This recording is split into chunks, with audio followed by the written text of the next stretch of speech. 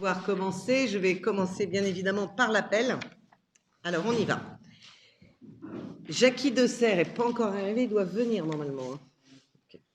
Laurent Sutereau, Jean-Claude Ami, Corinne Bourrel est absente et a donné pouvoir à Madame Aubert. Michel Champy, Ingrid Liénard, Jean-Paul Tricot, Céline Aubert, Mamoun Betkachou. Françoise Chantoiseau est absente et m'a donné pouvoir. Alexandra Corbeau, Philippe Delaunay, Louis-Jean Nicolaï, William Derouet, Graziella Gann, Morgane Garot, Anaïs Serrin est absente et donne pouvoir à Graziella Gann. Rosemarie Ledru, Jean Le Gallet, Gérard Lemoine, Michel Néron, Pascal Renoux, Annie Bouteloup, Monica Breton, Claude Éveillot, Jean-Marc Forestier, Roland Frison. Et Sonia Potier est absente et a donné pouvoir à Monsieur Frison. Très bien, le quorum étant atteint, nous pouvons commencer. Alors, on va commencer par le secrétaire ou la secrétaire de séance. La dernière fois, c'était Monsieur Nicolaï. Très bien. Qui se propose à être secrétaire de séance? Ce serait bien. Une volontaire avant que je désigne une volontaire? Allez, Laurent Sutereau se désigne volontaire, je vous en remercie. Alors, on va faire le point sur l'ordre du jour. Nous avons donc un ajout à l'ordre du jour que je vais vous demander de voter. Deux ajouts, une décision modificative numéro 8 sur le budget principal et le recrutement de 2 contrats parcours emploi compétences, PEC, d'adjoints d'animation et d'adjoints techniques. En dehors de ça, l'ordre du jour, donc nous avions l'approbation du PV du Conseil du 29 novembre. En affaires générales, nous avions le renouvellement de la convention avec le département pour la dématérialisation des marchés publics et accords cadres. En affaires financières, nous avons les ouvertures de crédit 2022 du budget principal, complément de tarifs communaux 2022, tarifs des vacations funéraires, demande de subvention pour l'achat d'un nouveau locatif au camping, adhésion à un groupement de commandes pour la mise en place d'un environnement numérique de travail dans les écoles de l'Académie de Nantes, c'est un renouvellement, subvention dans le cadre du séjour classe verte pour l'école Brassens, subvention dans le cadre du séjour de classe de neige pour l'école des Louperviers avec l'école de Coulongers, projet d'effacement des réseaux aériens d'électricité et de téléphone sur la RD 48 et la rue de Laurière, dissolution du syndicat intercommunal du Loir avec la répartition des biens entre les communes membres. En ressources humaines, nous avons donc la convention d'adhésion au dispositif de signalement des actes de violence, de discrimination, de harcèlement moral ou sexuel et d'agissement sexiste, modification de la durée hebdomadaire de travail d'un adjoint technique. Là, nous rajouterons donc le recrutement de 2 PEC. En urbanisme, nous aurons l'acquisition du site Excandia. Sur ce site, la refacturation à la commune nouvelle du Lutte des frais supportés par la communauté de communes. Cession de locaux cadastrés AH 996 et 997, rue des Taillandiers, et quelques informations diverses. Avez-vous des questions sur cet ordre du jour avec l'ajout? Je vous propose de le passer aux voix. Qui vote contre? Qui s'abstient? Je vous remercie. Eh bien, du coup, on va commencer. Donc, on va commencer par les affaires générales. C'est le renouvellement de la convention avec le département pour la dématérialisation des marchés publics. Pardon. Ah oui, pardon. Merci, Monsieur Frison. En effet, l'approbation du PV du 29 novembre 2021, excusez-moi. Est-ce que vous aviez des questions ou des observations sur ce PV? Non? Je vous propose de le passer aux voix. Du coup, qui vote contre? Qui s'abstient? Je vous remercie. Alors, on redémarre. Affaires générales. Nous avons donc le renouvellement de la convention avec le département pour la dématérialisation des marchés publics et des accords cadres. Bon, le département nous met gratuitement à la disposition une plateforme pour dématérialiser ces marchés publics. Donc, je vous propose de signer la convention entre le commune et le département, puisque c'est un renouvellement. Nous avions déjà cette convention. Est-ce que vous avez des questions sur ce point? Ou je vous propose de le mettre aux voix. Qui vote contre? Qui s'abstient? Je vous remercie. Ensuite, nous passons donc aux affaires financières. Corinne étant absente, je vais m'en occuper. Donc, la première chose, c'est donc l'ajout sur table, c'est la décision modificative numéro 8 du budget principal. Donc, la trésorerie nous demande la régularisation d'écriture de stock dans le cadre du lotissement La Croix-Blanche 2 de Dissé. C'est une décision modificative, en fait, qui n'a pas d'impact budgétaire, mais qui est un échange de lignes. Donc, vous avez vu, en section de fonctionnement, nous prenons au 68-15 et nous répartissons au 67-45 et au 678. Avez-vous des questions sur ce? C'est le stock, en fait. Hein. Vous savez, quand on parle de stock dans le lotissement, c'est les terrains. Avez-vous des questions? Non? Je vous propose de le passer aux voix. Qui vote contre? Qui s'abstient? Je vous remercie. Ensuite, donc, nous avons les ouvertures de crédit 2022 du budget principal. Comme vous le savez, nous n'avons pas encore voté notre budget 2022, mais néanmoins, nous avons des factures qui commencent à tomber puisque nous sommes mi-janvier.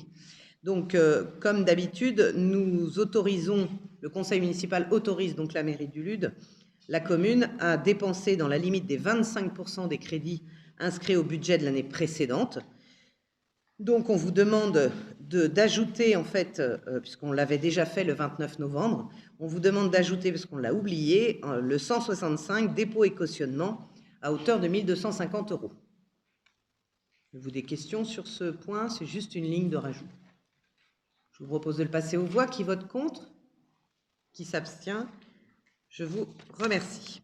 Ensuite, nous avons un complément aussi pour les tarifs communaux. Nous avions fait aussi une délibération le 29 novembre sur l'ensemble des tarifs communaux, mais nous en rajoutons ici. Dans le cadre du camping, nous avons des vélos à assistance électrique maintenant, donc il nous faut un tarif de location. Donc on est à 30 € la journée. Et puis à Ronsard, nous avons la mise en place d'une caution pour la location de la salle. Il n'y en avait pas avant. Donc c'est une caution de 200 €. Et puis sur la salle Girard, la vaisselle est comprise lorsqu'on loue la salle pour 100 couverts. Voilà, elle n'est pas en plus, elle est comprise. Est-ce que vous avez des questions sur ces 3 modifications? Avec la même caution que... Avec la même caution que l'ensemble de la salle. Tout à fait. En fait, ce n'était pas indiqué, la vaisselle. C'est pour ça qu'on l'a rajouté. Je vous propose de le passer aux voix. S'il vous plaît. Pardon. Quand vous dites location de la salle, quelle salle dans ça? La salle de spectacle ou la salle de restaurant scolaire? Le restaurant scolaire. Il y a déjà une caution sur la salle de spectacle, mais il n'y avait pas de caution sur la salle de restauration scolaire.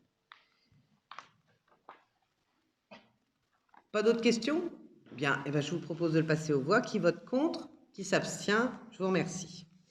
Nous avons ensuite des tarifs de vacations funéraires. Alors, il y a des dispositions législatives en vigueur qui indiquent que lorsque nous avons à fermer ou à sceller un cercueil, lorsque c'est un agent, un garde champêtre ou la police municipale, il y a une vacation funéraire à payer qui est comprise entre 20 et 25 € et elles sont fixées par le maire après avis du conseil municipal. Moi, je vous propose donc de le positionner à 20 € qui est le minimum pour la vacation. Voilà. Avez-vous des questions sur ce sujet? C'est une obligation. Non? Je vous propose de le passer aux voix. Qui vote contre? Qui s'abstient? Je vous remercie. Nous avons une demande de subvention pour l'achat d'un nouveau locatif au camping. Comme vous le savez régulièrement, nous achetons des nouveaux locatifs et il y a un appel à projet régional qui s'appelle Accueil Vélo. Nous sommes éligibles à cet appel régional et donc je vous propose donc de déposer une demande de subvention pour avoir un financement sur notre locatif. Donc c'est le nouveau locatif, c'est un montant de 21 450 hors taxe et donc nous allons faire une demande de subvention. Alors aujourd'hui je n'ai pas le montant de la subvention bien évidemment, ce sera voté par le conseil régional. Pas de question particulière, c'est une demande de subvention et j'espère bien qu'on l'aura. Attendez, il faut prendre le micro, monsieur Nicolai. Un locatif de 21 000 €. Oui. C'est pas le château du Lude, mais c'est pas loin. Oui, c'est un mobil-home. C'est un beau mobil-home. Non, c'est le locatif, c'est le même qu'on a acheté l'année dernière. C'est un. Alors comment ça s'appelle? Le mot, c'est Trigano, mais un coton. Un coton. Je sais pas quoi là. Oui, c'est un locatif en bois. En fait, pour expliquer quand même la situation, sur le camping du Lude, nous avons des toiles de tente, on peut dire ça comme ça, qui sont très anciennes et qui sont des locatifs qui fonctionnent plutôt bien. mais qui n'ont pas de sanitaire, qui n'ont pas forcément d'installation de cuisine. Alors pour ceux qui le connaissent, c'est ceux qui sont verts. Nous avions décidé dans la commission attractivité ainsi qu'au conseil municipal, on en avait parlé l'année dernière, de les changer puisqu'ils sont en très mauvais état et donc de les remplacer par des locatifs de plus grande qualité. Et donc le cottage qu'on a acheté l'année dernière a été loué toute la saison. Alors vous savez, c'est pour ceux qui sont venus éventuellement, mais on pourrait faire une visite aussi avec l'ensemble du conseil. C'est un locatif toilé, mais de grande qualité en bois, avec des meubles en bois. Il y a deux chambres de tête. Ça peut aller jusqu'à 6 ou 8 personnes, donc c'est un grand locatif et qui est très demandé parce que il est d'un aspect écologiste et développement durable. Voilà. Donc on se propose d'en racheter un autre. L'objectif, c'est de remplacer toutes nos vieilles toiles de tente pour pouvoir monter en gamme sur le camping. Et dans ce cadre-là, nous avons droit à une subvention. Voilà. Mais en effet, ça a un coût, parce que c'est quand même 6 à 8 places. Oui, monsieur Forestier. Oui, une question au regard des locations de l'année passée, sur les locatifs avec sanitaire, est-ce que celui-ci comporte un sanitaire? Alors, sur le cottage, il a un sanitaire, et c'est d'ailleurs pour ça qu'on le prend, parce qu'en effet, l'année dernière, sur le bilan du camping, on s'est rendu compte qu'aujourd'hui, avec le Covid, bien évidemment, hein, c'est l'impact du Covid, les personnes demandent des logements aujourd'hui complètement indépendants, avec sanitaire, avec petite cuisine, etc. Et donc, c'est ceux qui sont le plus loués au camping. Donc, on sait très bien que de toute manière, ce mobil-home, alors c'est pas un mobil-home, hein, parce que c'est un locatif plutôt moderne, mais ce locatif sera loué l'année prochaine. On avait déjà des demandes, hein. Donc le cottage était complètement complet et on avait des demandes qu'on n'a pas pu, des réservations en tout cas qu'on a refusées puisqu'on n'avait plus de place. Donc on n'a pas d'inquiétude sur cette location-là. Mais ceux qu'on remplace n'avaient pas de sanitaire. Voilà. Pas d'autres questions ? Je vous propose de le passer aux voix. Du coup, qui vote contre ? Qui s'abstient ? J'ai plus de micro, monsieur Duclos. Mais je vais parler fort. C'est pas grave. Ah, ça y est, ça revient. Alors ensuite, nous avons un point sur l'adhésion à un groupement de commandes pour la mise en place d'un environnement numérique de travail. Alors c'est un renouvellement, rappelez-vous, nous avions mis en place cet environnement de travail qui s'appelle iPrimo. C'est un système qui fonctionne comme les collèges et les lycées avec illico. Donc c'est un environnement de travail qui permet à chaque école d'avoir comme une page internet pour son école, qui permet aussi de partager les notes, les appréciations avec les parents, etc. C'est un système plutôt intéressant et du coup on vous propose donc de le renouveler. 62% des élèves de l'enseignement primaire public de l'académie bénéficient aujourd'hui d'iPrimo dans 1090 écoles utilisatrices, dont celle du LUD. Avez-vous des questions sur ce sujet ? C'est un outil supplémentaire de liaison entre les parents et les enseignants. Et je vous avoue qu'avec cette période de Covid, c'est bien utile. Je vous propose de le passer aux voix. Qui vote contre ? Qui s'abstient ? Je vous remercie. Alors, nous restons dans le domaine du scolaire et je vous propose donc de voter une subvention dans le cadre du séjour de classe verte pour l'école Brassens. Historiquement, nous subventionnons un séjour de neige pour l'école Brassens tous les ans. Cette année, au vu de la situation de Covid, ils n'ont pas souhaité partir à la neige, mais par contre, ils souhaitent partir en classe verte plus tardivement dans l'année scolaire. Donc, on vous propose bien évidemment de les aider. Ce séjour se déroulera du 16 au 20 mai 2022. En tout cas, je l'espère fortement. J'espère que les conditions sanitaires le permettront. Mais en tout cas, ça concernera 68 élèves, ce sont les CM1 et les CM2. Et je vous propose donc de donner la même subvention que nous donnions pour le ski, à hauteur de 16 € par enfant et par jour, soit une somme de 5 440 € pour l'école Brassens du LUD, pour les CM1 et les CM2. Avez-vous des questions ? Je vous propose de le passer aux voix. Qui vote contre ? Qui s'abstient? Je vous remercie. Dans ce même cadre, je vous propose aussi de subventionner le séjour de classe de neige, là par contre, de l'école Loupervier 2 d'IC qui partent en lien avec l'école de Coulongé. Donc le séjour aura lieu fin février, début mars, sortie de Covid, je l'espère bien. Et ça concernera 13 élèves pour notre école, puisqu'il y aura les élèves aussi de Coulongé. Donc nous, on se propose de financer à hauteur de 16 € aussi par enfant et par jour pour l'ensemble des élèves CP, CE1, CE2, CM1, CM2 de 10C, soit une somme de 1040 €. Avez-vous des questions? Je vous propose de le passer aux voix. Qui vote contre? Qui s'abstient? Je vous remercie. Le point suivant, c'est le projet d'effacement des réseaux aériens d'électricité et de téléphone sur la RD 48 et la rue de Laurière. Nous avions donné notre accord le 22 février 2021 sur ce principe. L'étude d'exécution a été réalisée aujourd'hui et qui fait ressortir un coût pour l'électricité d'effacement de 85 000 € et pour le génie civil de télécommunications de 40 000 €. Voilà. Le reste à financer est de 30% par la commune, soit 25 500, puisque le conseil départemental, et non pas général, donc participe au financement de ces projets d'effacement de réseau. Voilà. Avez-vous des questions sur ce point? Attendez, il faut prendre le micro, monsieur Nicolai, pour la vidéo, sinon on ne vous entend pas. Justement, si la fibre optique profite, on profite de faire passer la fibre optique dans le réseau en même temps, en effacement, plutôt que d'avoir des pilotes qui... C'est ce qu'on a demandé. Par contre, une des difficultés, c'est que la fibre est déjà arrivée sur 10C. Donc, il faudra leur demander de faire passer les fourreaux en même temps. C'est vraiment ravissant, là. Tout à fait. C'est dommage que ça soit guidé par les photos, alors que les essentiels des photos sont très... En même temps, je pense qu'ils sont capables de le faire, puisque là, on n'a pas que les réseaux aériens d'électricité, on a aussi le téléphone. Donc, la fibre est censée passer dans les réseaux de téléphone normalement. Avez-vous d'autres questions?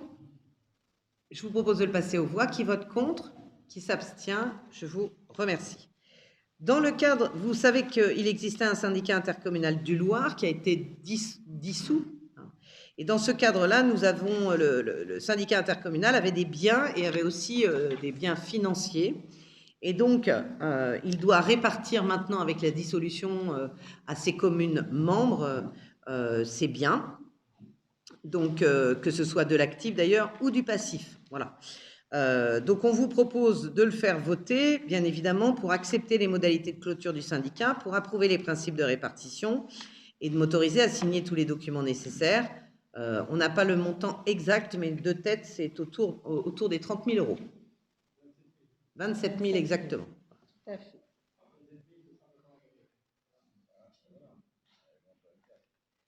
Donc 27 000 qui rentrent dans les caisses de la ville du Lude, c'est toujours positif. Voilà. Oui, monsieur Frison a une question.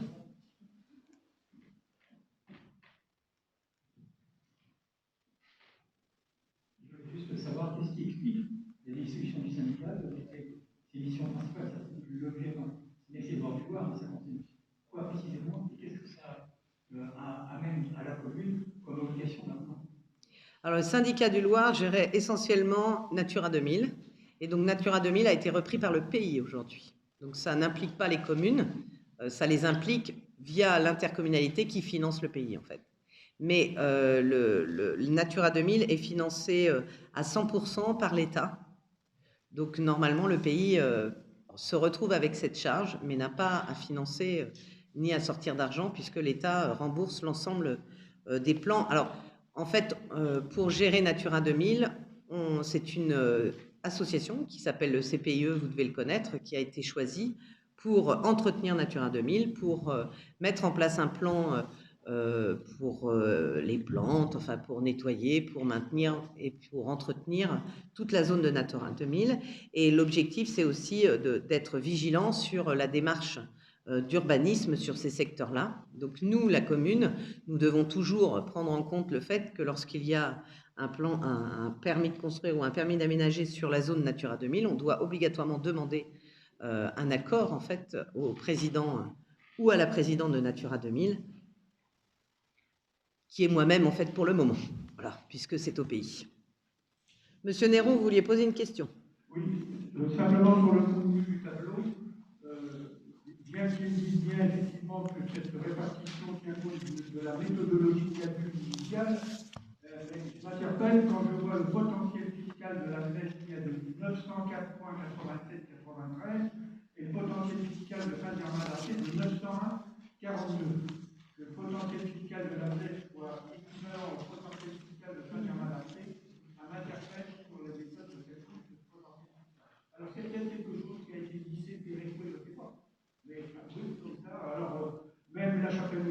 632 par rapport au LUM qui est à 887, il y a quelque chose qui m'échappe.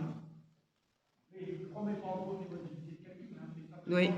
En fait, la répartition est faite aussi en fonction du zonage Natura 2000 sur chaque commune. C'est sans doute pour ça que le potentiel fiscal est différent. Prenez le micro, monsieur Néron, parce qu'on n'entendra rien du tout dans la vidéo. Le zonage, je pense qu'il était intégré dans une longueur de rythme. Mais là, le potentiel fiscal, bon. Ça correspond pas aux longueurs de rythme. Non.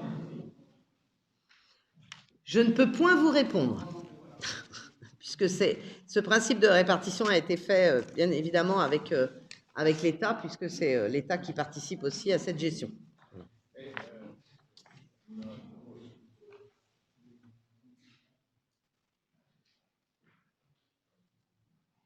Si je puis me permettre, en tant qu'ancien président du syndicat du Loir, intercommunal du Loir, il y a un certain nombre d'années, c'était très utile dans la concertation. Très utile dans la concertation entre les communes, les plaines du Loir. Alors, il y a eu évidemment la grande question était plutôt les raccontins, mais il y avait plus que ça. Il y avait l'accès à l'eau, où le syndicat du Loir a travaillé en disant voilà, il faudrait qu'il y ait des possibilités pour les canoës, etc. Alors, je ne sais pas comment le pays va travailler là-dessus. Il y a une commission spécifique sur le Loir, mais je crois que ça vaut la peine d'avoir une commission spécifique sur le Loir parce que c'est notre lien à tous. Et en même temps, il faut essayer de trouver les meilleures possibilités pour le dynamiser. C'était le rôle à l'époque du syndicat intercommunal qui va dire, avec les barrages notamment, avec l'accès au Loir, etc., jouer un rôle important, les chemins de randonnée, tout ça. Donc, on confie à la présidente le soin de faire en sorte qu'on retrouve le lien qui était avec les communes et leur rivière.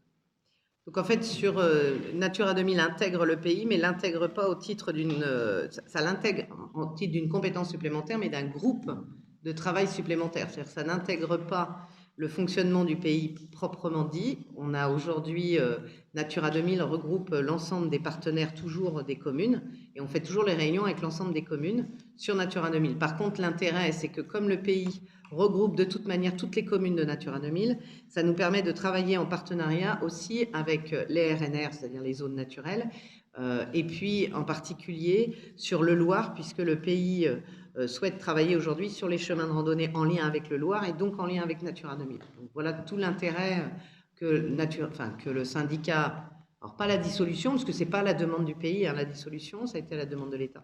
Mais le pays s'est proposé de le récupérer tout simplement parce que nous avons aujourd'hui les compétences sur le pays pour pouvoir travailler autour de l'écologie, du développement durable et de la mise en valeur du Loir. Oui, c'est la mise en place de la GEMAPI. Tout à fait. Il faut prendre le micro, monsieur Tricot. Avec les syndicats, les cas qui étaient prévus entre le LUN et VAS. Qu'est-ce qui va les prendre en charge? Les quoi? Les cas à bateau. Ah, les cales à bateau, ben, ça rentre dans le budget. Le syndicat va arrêter au LUN. Oui, alors ça rentre dans le budget aujourd'hui du syndicat, enfin pas du syndicat puisqu'il n'y a plus de syndicat, mais du pays et de sa compétence. Ah, d'accord. On aura l'occasion d'en reparler. On a fait une première réunion sur Natura 2000 avec l'ensemble des partenaires pour présenter justement les futurs travaux de Natura 2000 par le pays, et on en fera d'autres bien évidemment. Il n'y a pas que le CPIE, pardon. Le Loir, c'est pas que Natura 2000. Tout à fait. Oui. C'est toute une activité qu'il faut maintenir et essayer de développer aussi. Oui, comme je vous dis, en lien avec les RNR, avec les sites comme Carrefour, etc. On a l'intention en tout cas d'avoir une gestion plus large du pays, et on est en train de réfléchir d'ailleurs à peut-être un projet nature plus large au niveau du pays. Bien, je vous propose de le passer aux voix. Donc, qui vote contre? Qui s'abstient? Je vous remercie. En ressources humaines, nous abordons donc le point supplémentaire, le recrutement de 2 contrats parcours emploi compétences, adjoint d'animation et adjoint technique. Donc le PEC, ce sont des contrats aujourd'hui parcours emploi compétences qui sont proposés par l'État, qui remplacent un certain nombre de contrats d'aide et de soutien. Ce sont donc des contrats en particulier pour des publics éloignés du marché du travail. et puis l'aide à l'insertion professionnelle. Voilà. Donc, ça prend la forme d'un contrat à durée déterminée de 9 à 12 mois à raison de 20 heures minimum par semaine.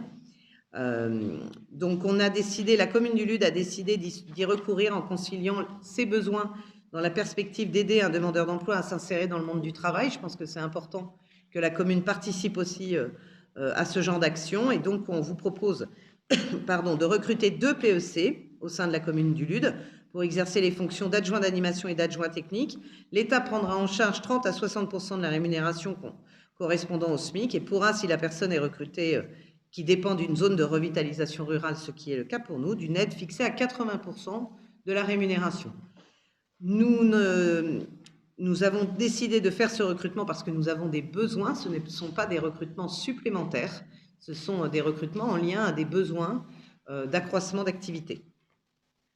Donc, on vous propose de prendre donc en adjoint d'animation à temps non complet à raison de 25 heures par semaine pour une durée de 12 mois et un PEC pour les fonctions d'adjoint technique à temps complet à raison de 35 heures par semaine pour une durée de 9 mois.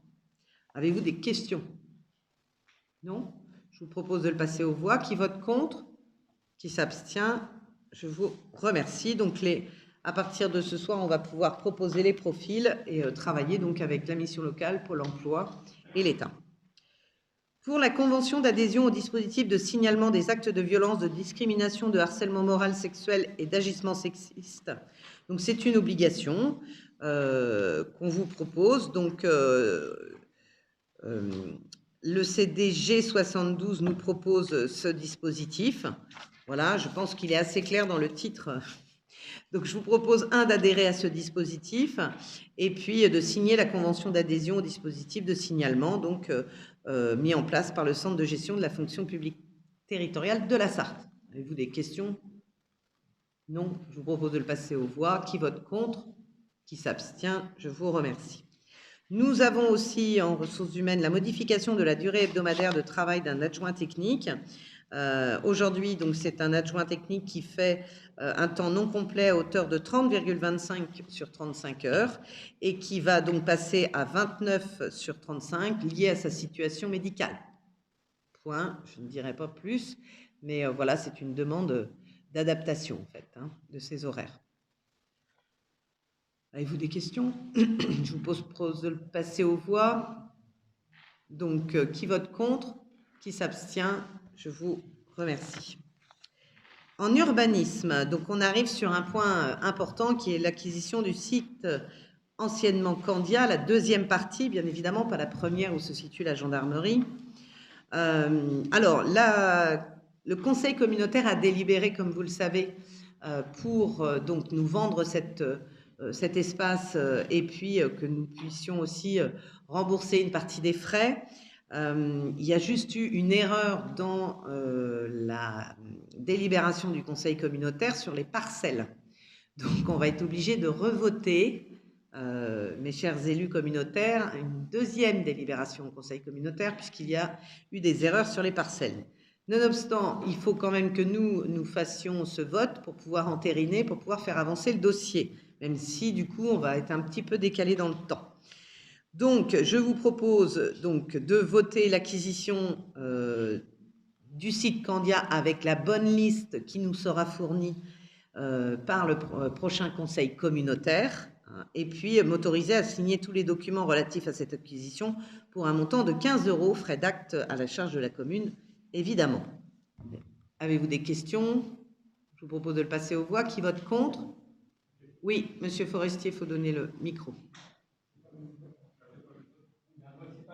Oui, tout à fait. Là, c'est pour l'acquisition à 15 € symbolique. Donc, qui vote contre? Qui s'abstient? Je vous remercie. Et donc, nous aurons une délibération avec les bonnes parcelles lorsque nous aurons la bonne délibération du conseil communautaire.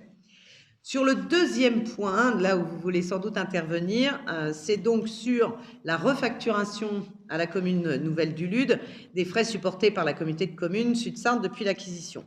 La communauté de communes nous a donc fourni un tableau qui représente des dépenses de 2019 à 2022. Donc, vous avez le tableau sous les yeux. 2019, ça concerne un diagnostic amiante. à hauteur de, donc on parle en TTC, hein, à hauteur de 3 584,40 €. En 2020, on nous demande de participer donc aux frais d'acquisition, c'est-à-dire les frais notariés, donc 15 722,29 €. On nous demande aussi le remboursement du prorata de la taxe foncière que la communauté de communes a dû rembourser à l'entreprise Sodial, soit 502,46 €. Ensuite, en 2021, on nous demande le remboursement de la reproduction de clés sur le site à hauteur de 104,40 €, la cotisation assurance annuelle de 5 273,14 €, le débroussaillage du site à hauteur de 354 €, la taxe foncière avec un montant arrondi de 32 000 €, mais là, c'est aussi une taxe foncière qui sera revue en termes de montant parce qu'il y a aussi des soucis de parcelles sur cette taxe foncière. Et puis 2022, la taxe foncière donc, qui va arriver puisque nous ne serons pas propriétaires en 2022, donc la taxe foncière sera demandée à l'intercommunalité. Donc on nous demande aussi le remboursement à hauteur de 32 000 €. C'est une estimation par rapport à la taxe foncière payée en 2021. Ce qui fait un total de 89 540,69 €. Donc nous avions, rappelez-vous, en conseil municipal, décidé en effet de proposer un remboursement des charges qu'avait pu avoir la communauté de communes sur ce site. Donc on vous propose en tout cas de voter cette délibération avec un montant de 89 000 TTC maximum, d'accord, puisque aujourd'hui ce sera sans doute pas ce montant-là, puisqu'il va y avoir des modifications sur la taxe foncière, puisqu'il y avait des difficultés sur les parcelles. Voilà. Avez-vous des questions? Moi, j'ai une remarque, Madame le maire. Je m'interroge sur la diligence qu'aura la communauté de communes de se faire rembourser quelque chose qui lui sera déjà payé. C'est-à-dire que nous, on aura payé. Rapprochez-vous, parce qu'on ne vous entend pas bien. Je m'interroge sur la diligence qu'aura la communauté de communes à se faire rembourser cette somme, alors que nous, on aura déjà payé. Alors, ce que veut dire M. Frison, c'est qu'en fait, les taxes foncières, nous avons demandé à la communauté de communes de faire une demande à l'État d'exonération ou même de suppression de taxes foncières, puisque c'est un site qui n'est plus d'affectation industrielle, qui n'est plus en fonctionnement et qui engendre des taxes foncières importantes alors qu'il n'y a plus d'activité. Cette démarche, ils ne l'ont pas faite pour le moment.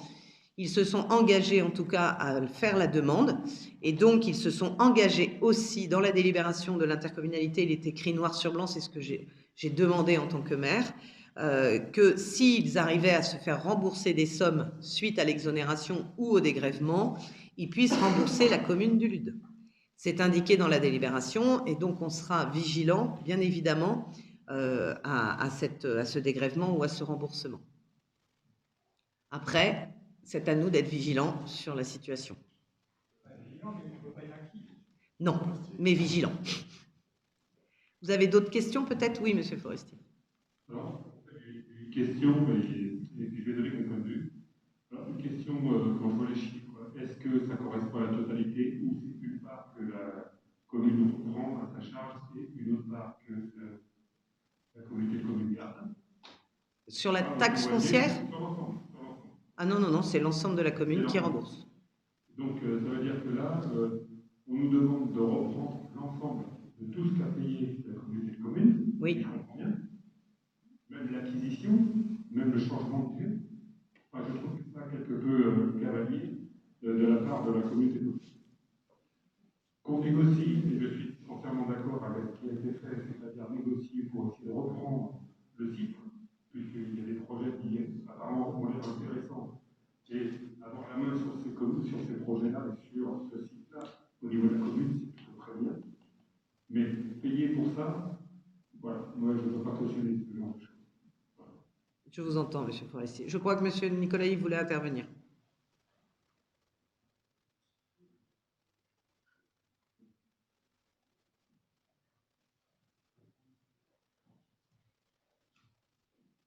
Oui, juste un mot là pour montrer vraiment l'honnêteté de la commune du Lude vis-à-vis de la politique commune. Je crois que le fait, et Mme le maire l'avait accepté en conseil communautaire, donc de dire en sorte que la commune avait un projet sur le site Campia et qu'elle acceptait, pour éviter toute discussion et autres, de reprendre à sa charge des coûts qu'avait financé la politique commune. Moi, je voudrais quand même simplement rappeler, et Michel Léron a été que nous avons obtenu au Sénat de la part de Candia la démolition de 11 000 mètres carrés à la charge de Candia. Donc une économie pour la commune de plus de 1 ou 2 millions d'euros, parce que s'il avait fallu démolir tout l'ensemble du site Candia ancien, qui sert aujourd'hui à la gendarmerie, qui est utile pour le lutte, je le reconnais, mais c'est une économie énorme qu'on a pu faire, qu'on a pu obtenir pour la commune qui était en charge à l'époque aussi donc, de ce site Candia. Donc c'est pour vraiment dire que le travail de la commune du lutte sur cette partie-là a été à la fois pour alléger considérablement les investissements de la commune sur le site Candia au niveau de la gendarmerie et en même temps accepter de reprendre en charge toutes les charges qui étaient payées par la commune pour la deuxième partie de Candia. Je crois qu'on peut se dire que nous avons été extrêmement honnêtes vis-à-vis de la commune et j'espère que ce sera en train. Oui, Monsieur Renou.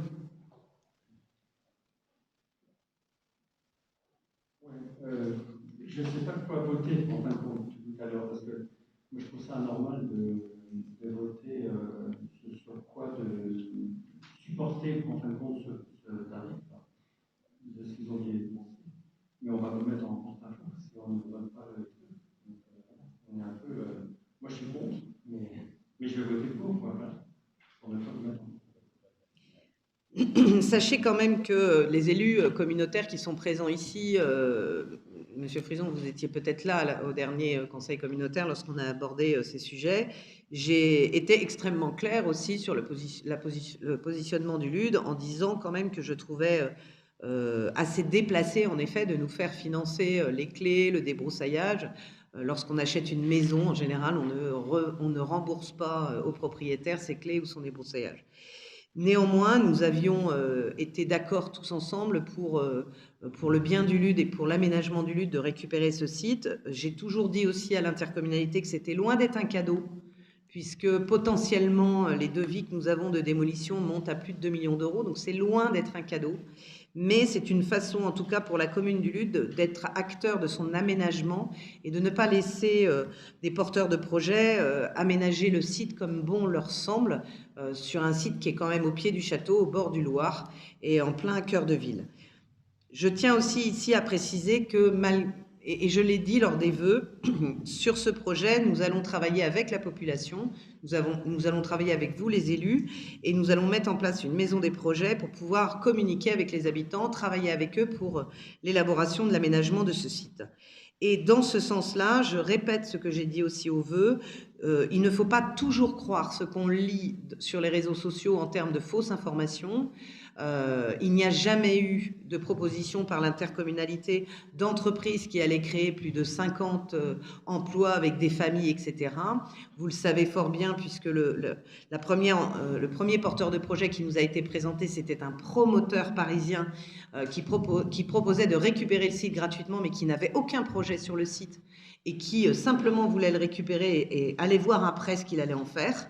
Donc, on ne pouvait pas se permettre de laisser un promoteur avec des fonds en plus étrangers arriver sur ce site et en faire ce qu'il voulait alors que nous sommes en plein cœur de ville.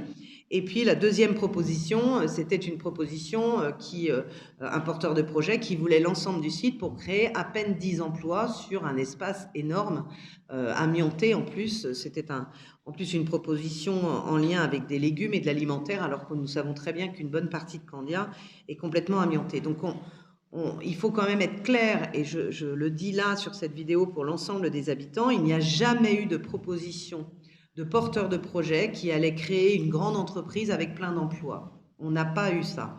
Pour plein de raisons. La première, c'est un site qui ne peut pas se développer puisque coincé entre des habitations, le Loir et le château. Donc la plupart des porteurs de projets ne voyaient pas comment faire pour pouvoir développer une activité. Ensuite, il fallait quand même démolir tous les bâtiments amiantés, donc c'est un coût très important de démolition. Et puis le troisième point, il y a quand même, et vous le savez sur la première partie, une notion de dépollution qui est importante. Et donc la plupart des entreprises ne souhaitaient pas récupérer un site où il fallait et démolir et dépolluer pour faire une activité qui était complètement enclavée aujourd'hui dans une petite cité de caractère.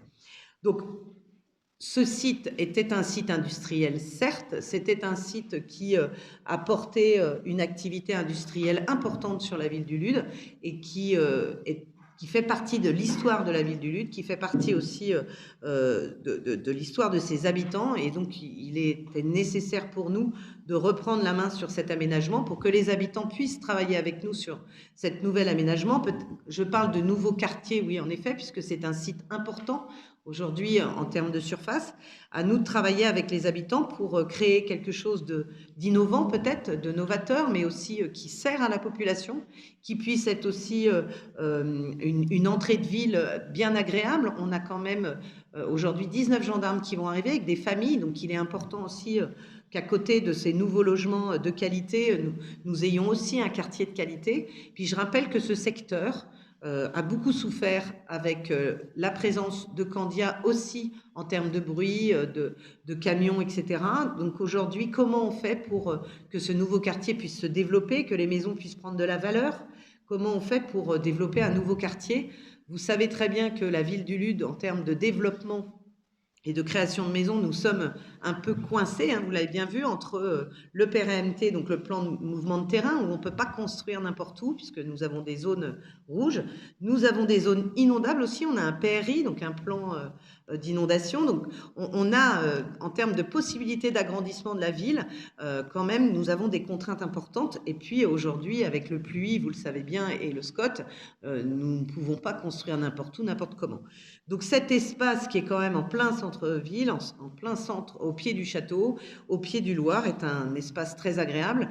Et puis je rappelle que suite à la revitalisation et aux ateliers participatifs avec les habitants, il y avait eu une forte demande des habitants de revenir vers le Loir, de faire revivre les bords du Loir, de pouvoir en profiter. Et c'est vrai qu'aujourd'hui, cette deuxième partie de Candia ne nous permet pas de travailler en fait les bords de Loire, puisque les bâtiments sont extrêmement proches en fait de la berge. Donc si nous voulons continuer à travailler dans le même sens que les bords du Loir, nous sommes bien dans l'obligation de récupérer ce site et d'y travailler. Aucune décision aujourd'hui n'est prise quant à l'avenir de ce site, puisque, encore une fois, l'objectif, c'est de travailler avec les habitants. Donc, je parle d'un nouveau quartier, mais qu'est-ce qu'il va y avoir dans ce nouveau quartier? Est-ce que ce sera des habitations, des commerces, des espaces verts? Enfin, tout ça, on va le définir ensemble, c'est vraiment l'objectif. Alors, il faut être réaliste, c'est un projet de longue haleine. Le site, la première partie du site Candia, Louis-Jean, tu me diras si je me trompe, mais nous avons été en négociation sur cette première partie à partir de 2014, et je rappelle que les premiers coups de pelle de démolition sont arrivés en 2018, donc 4 ans après. Et aujourd'hui, vous voyez les premières maisons qui sont en train de se construire et nous sommes en 2022. Donc on voit bien quand même le temps qu'il faut pour développer ce genre de projet. Donc nous, c'est pareil. Aujourd'hui, je souhaite qu'en 2022, la mairie du Lude soit propriétaire de ce site pour pouvoir engager une vraie réflexion d'aménagement. Mais entendez-moi bien, les premiers coups de pelleteuse ne seront pas en 2022. Il faut qu'on se donne le temps de réfléchir. Et je tiens aussi à dire que cet aménagement de cette deuxième partie de Candia doit être un aménagement à longue vue. C'est-à-dire que comment nous projetons, nous, les élus et les habitants, sur ce site à horizon 2030 ? Comment nous souhaitons aujourd'hui que la ville du Lude se développe ? Qu'est-ce que nous attendons comme service ? Qu'est-ce que nous attendons comme habitat ? Qu'est-ce que nous attendons comme commerce ? Et là, il va falloir se projeter pour pouvoir peut-être développer un quartier innovant, un quartier intéressant, un quartier qui ramène de la valeur patrimoniale, historique. Et puis le dernier point, je tenais aussi à dire que nous ne voulons pas, par l'aménagement de ce site, oublier l'histoire de la ville et l'histoire de Candia, qui fait partie intégrante de la vie de beaucoup de Ludois. Donc nous allons travailler sur un devoir de mémoire, nous avons demandé d'ailleurs pendant les vœux que les Ludois qui ont des documents, qui ont des vêtements, qui ont des objets qui appartenaient à Candia ou à Sodial, puissent venir nous les déposer en mairie.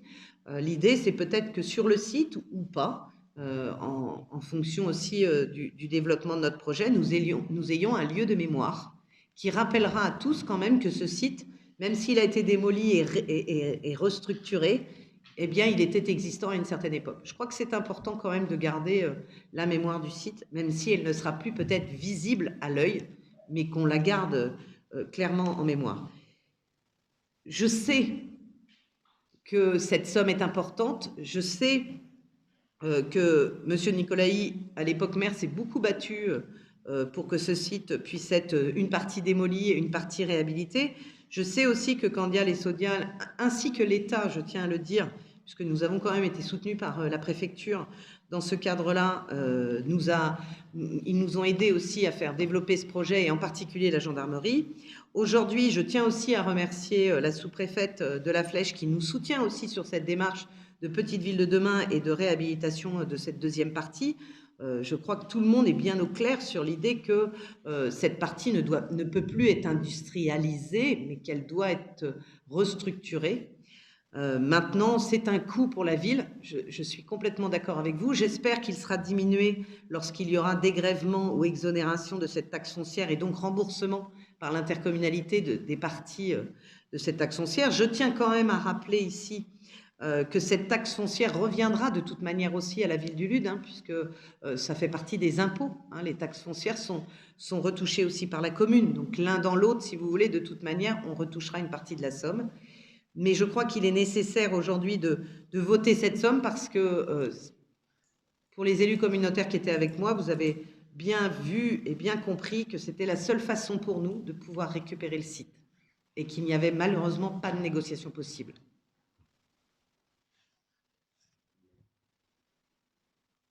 Je vous propose de le passer aux voix du coup. Qui vote contre ? Alors, 1, 2, 3, 4, 5. Pardon, je ne vous avais pas vu, Mme Breton. Est-ce que c'est aussi pour... Mme Potier aussi, vous avez 2 mains du coup, M. Frison. Donc ça fait 6 voix contre. Qui s'abstient ? 1 voix. Je vous remercie. Alors, ce que j'espère aujourd'hui, c'est que ça ira quand même vite avec la modification des parcelles et qu'on puisse passer chez le notaire. Sachez qu'on avait une date qui était prévue au 27 janvier qui devra être repoussée puisque les parcelles ne sont pas bonnes. Donc, nous ne pouvons pas le faire. Oui, Monsieur Néron. Pour rebondir sur ce que vous dites, Madame le maire, je pense qu'il va falloir qu'on revienne parce que si, quand vous dites que ça va être pris rapidement, il va falloir les délibérations concordantes de la Comcom et du LUD. Oui. Donc si la Comcom actualise les termes suite à l'actualisation des parcelles, éventuellement des erreurs dans le cas du foncier, ça va revenir après. Une fois que la Comcom aura décidé du nouveau montant, on revienne derrière pour revalider ce que la Comcom aura validé, parce qu'il faut absolument que les 2 délibérations soient concordantes. Sachant que vous avez dit que ça ne devrait pas dépasser 89 000 € TTC. Oui, alors si on fait cette délibération, c'est parce que nous avons travaillé avec le Trésor public et en effet, à partir du moment où nous avons une délibération où ça ne dépasse pas 89 000 €, on pourra tout à fait le faire néanmoins puisqu'on aura voté cette délibération-ci. Voilà. Et on aura en preuve la délibération de l'intercommunalité. Le notaire va vous demander les 2 délibérations concordantes. Parce qu'il faudra qu'il y ait un chiffre exact validé par les 2 entités. Non, parce que le montant est un remboursement, Monsieur Néron, et ça ne passe pas par le notaire. La seule chose qui passe par le notaire, c'est les 15 €. C'est-à-dire les parcelles. Les 89 000 € ne passent pas par le notaire, c'est un remboursement inter-trésor public. Non, pas du tout. Non, non, non. L'acte notarié consistera, c'est les 15 € symboliques. Point. Donc normalement, pas de problème. Ensuite, sur la cession des locaux cadastrés AH 596 et 597, donc une entreprise encore ludoise, et je la remercie, qui évolue, qui se développe et qui demande à acheter des bâtiments pour s'agrandir. Donc je vous propose donc de voter cette vente d'une superficie, donc la AH 596 est d'une superficie de 35 mètres carrés et la AH 597 d'une superficie de 31 mètres carrés.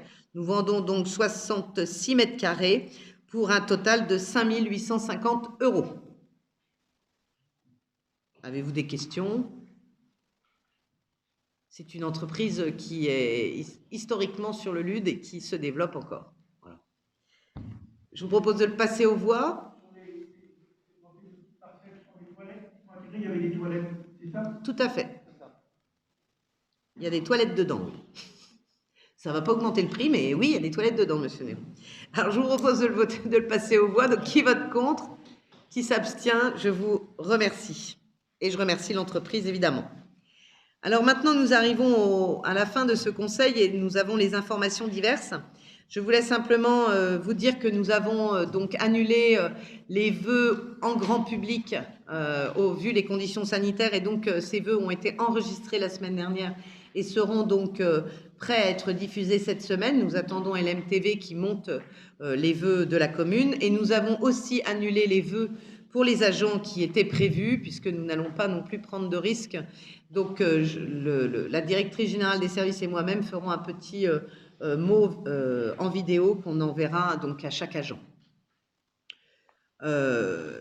Les dates de conseil du premier semestre qu'on vous propose, donc ce sera le 28 février pour le DOB, le débat d'orientation budgétaire, le 4 avril pour le vote donc du CA 2021 et du BP 2022, et ensuite nous en aurons un le 9 mai et le 27 juin. Je voulais aussi vous informer qu'on a signé le marché de prestations de services en assurance qu'on avait lancé. Donc le lot 1 et le lot 2, dommages aux biens et responsabilité civile, c'est le cabinet Pilio qui a été retenu pour un montant de 31 388,53 pardon. Le lot 3, la protection juridique, c'est le cabinet Madeleine et Brisset pour un montant de 1 000 € 22,51. Et le lot 4 pour la flotte automobile, c'est le cabinet Philippe Pilio, pardon, pour un montant de 6 910,36, soit un total de 39 321,40, ce qui fait à titre d'information une bonne économie, puisque en 2021, nous avions dépensé plus de 90 000 € d'assurance. Voilà. Nous avons bien évidemment contacté les communes qui fonctionnent aujourd'hui avec Pilio, puisque la différence de coût était quand même très importante. Et donc, nous avons eu beaucoup de retours positifs et pas de difficultés particulières par les communes qui ont signé avec ce cabinet. Voilà. Donc, pour le budget de fonctionnement de la commune, c'est une très bonne nouvelle. Je vous propose de passer aux questions de la minorité, Monsieur Frison, si vous avez le micro. Je supprime la première question parce que vous y avez répondu tout à l'heure. Très bien. En partie. Vous avez évoqué la création, aujourd'hui, vous avez évoqué la création de 100 postes des conseillers pour l'entreprise Coriolis.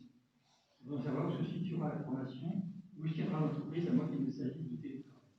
Alors en effet, et puis c'est très bien que vous posiez la question parce qu'on a relancé aujourd'hui la communication sur cette entreprise, puisque nous avons reçu des CV, mais pas en nombre que je pensais. Donc en fait, la société Coriolis est une société qui se situe à Angers et qui aujourd'hui a beaucoup de difficultés de recrutement. Ils cherchent plus de 150 téléconseillers. Donc ils vont élargir la recherche de leurs téléconseillers et ils ont proposé comme mode de recrutement, en fait, que ces téléconseillers soient 4 jours en télétravail chez eux et 1 journée sur Angers.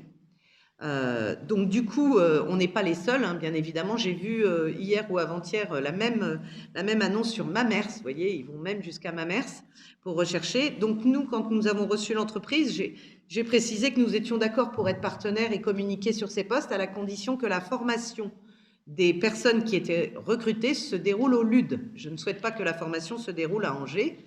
L'objectif, c'est quand même d'être sur le LUD, de continuer à travailler sur le LUD et à consommer sur le LUD, et donc c'était normal que la formation se fasse sur le LUD.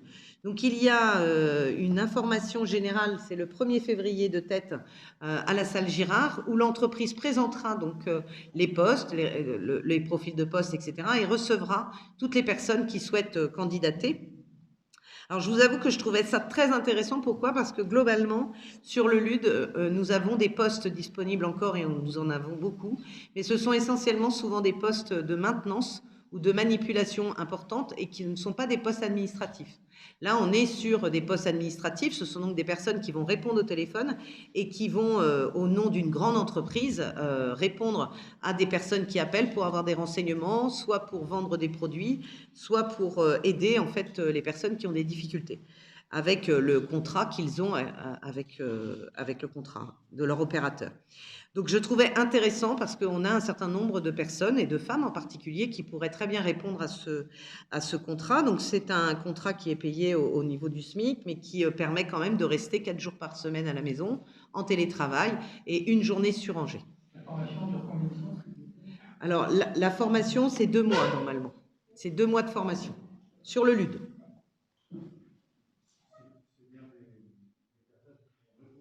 Il faut que tu parles plus fort ou pas, parce que je ne sais pas, j'ai l'impression qu'il ne marche pas, Philippe. C'est bien des personnes qui vont répondre à des clients ou c'est des personnes qui vont appeler Non, non, ce sont des personnes qui vont répondre aux clients. C'est vraiment les clients qui appellent l'opérateur pour avoir, comme je vous disais, soit des renseignements sur leur contrat, soit des modifications de contrat, soit des problèmes avec leur contrat. Et donc, les personnes répondent. Et ensuite, elles ont des logiciels, en fait. Le matériel informatique est fourni aussi aux personnes qui travaillent. Et elles ont des logiciels particuliers où elles vont répondre aux personnes. C'est un petit peu, si vous voulez, la relocalisation. Pardon ?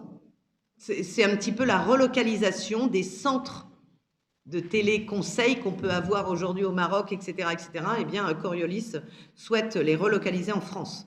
Et donc, mais de mieux de les relocaliser dans des centres d'appel. Aujourd'hui, eh bien, on propose le télétravail. Autre question. Vendredi dernier, il y avait les cas de contact dans toutes les classes de la primaire avançable. En cas de fermeture, je ne crois pas que c'est l'actualité, mais bon, je me demandais comment vous étiez. En cas de fermeture, et ça pourrait arriver finalement, comment envisagez-vous l'obligation pour la commune d'héberger, d'assurer l'accueil des enfants? Alors c'est vrai que le protocole a été modifié sans doute aussi très récemment, puisque aujourd'hui, lorsqu'il y a des cas contacts dans les classes ne ferment plus. Il y a tout un protocole maintenant, et je tiens quand même à donner mon avis de maire en disant que, et ancienne enseignante, en disant que c'est quand même pas simple pour les parents aujourd'hui de pouvoir faire l'ensemble des tests pour les enfants. Je sais que c'est très compliqué de les trouver, de les faire, enfin bon voilà. Mais normalement, il n'y aura pas de fermeture. Néanmoins, s'il y en avait eu, sachez qu'à l'école maternelle, nous avons 4 ATSEM, c'est-à-dire 4 personnels de la commune qui seraient prêts à accueillir un service minimum pour les enfants. Et nous avons du personnel aujourd'hui de cantine et du personnel de périscolaire qui pourrait très bien être amené à garder les enfants, ce qui n'est pas non plus le service minimum une panacée, parce qu'on n'est pas des garderies à la journée non plus. Mais aujourd'hui, normalement, il n'y aura pas ce genre de situation, puisque même un enfant qui est cas contact, globalement, il revient assez vite lorsqu'il est négatif. Voilà. Nous avons fini l'ensemble des questions. Du coup, je voulais simplement vous remercier tous, même si les nouvelles sont plutôt bonnes aujourd'hui en termes d'incidence et de crise sanitaire. Je voulais quand même tous vous remercier de tout le travail que vous avez fait pendant cette période qui n'a pas été simple. Vous remercier d'être présents, parce que c'est aussi un choix de venir et de prendre entre guillemets des risques, même si on est tous masqués, alors sauf moi devant le micro et devant la caméra, mais l'ensemble du conseil est masqué. Donc voilà, vous remercier pour tout le travail que vous faites, tout le travail que vous faites aussi dans les commissions. Pour ceux qui n'étaient pas présents aux vœux, et il y en a, je vous souhaite mes meilleurs vœux et surtout une très très bonne santé et la réussite de l'ensemble de vos projets, et de continuer à travailler pour le bien des habitants et le bien des Ludois et d'Icéens et d'Icéennes. Merci beaucoup, bonne soirée.